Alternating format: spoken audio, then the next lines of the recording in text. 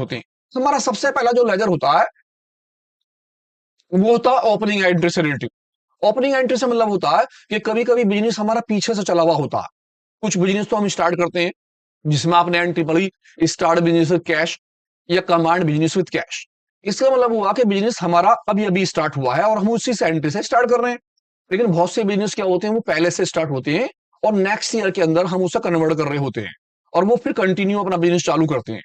तो जो पुराने वाले हिसाब हमारे होते हैं और हम नए वाले साल में उन हिसाबों को लाते हैं, उन एंट्रियों को हम ओपनिंग एंट्री कहते हैं। ये आपने जनरल एंट्री के अंदर पढ़ा। किस तरह से था ओपनिंग एंट्री का? कहता पास द ओपनिंग एंट्री, आप ओपनिंग एंट्री पास कीजिए। कौन सी डेट में? 1 अप्रैल 2024 में, on the basis of information.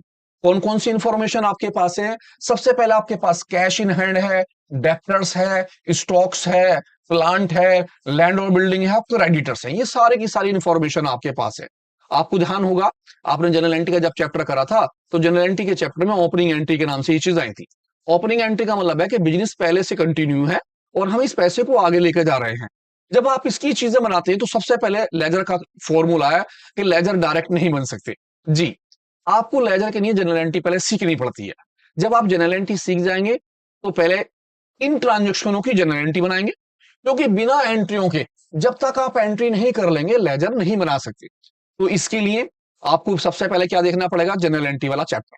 जब आप जनरल एंट्री का चैप्टर और उसकी वीडियो देख लेंगे तो हाँ, आप इजीली समझ जाएंगे कि एंट्री क्या होती है। मैं यहाँ एंट्री लेकर आ रहा हूँ शॉर्टकट में और मेरा सारा फोकस लेजर पे रहेगा ताकि मैं आपको लेजर आसानी से समझा सकूं।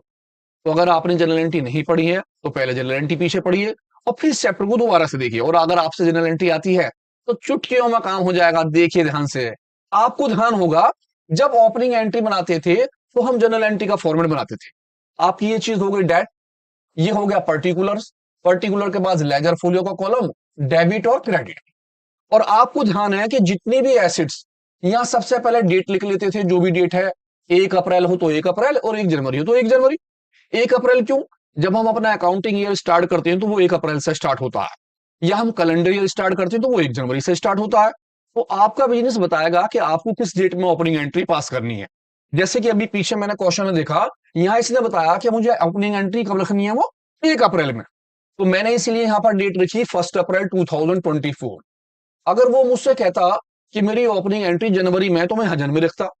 अब आपको ध्यान रखना कि आपकी जितनी भी एसिड्स होंगी आप उन सभी एसिड्सों को डेबिट में लिख देंगे इंडिविजुअली।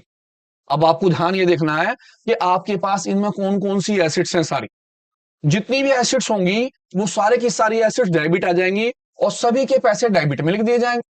देन उसके बाद आप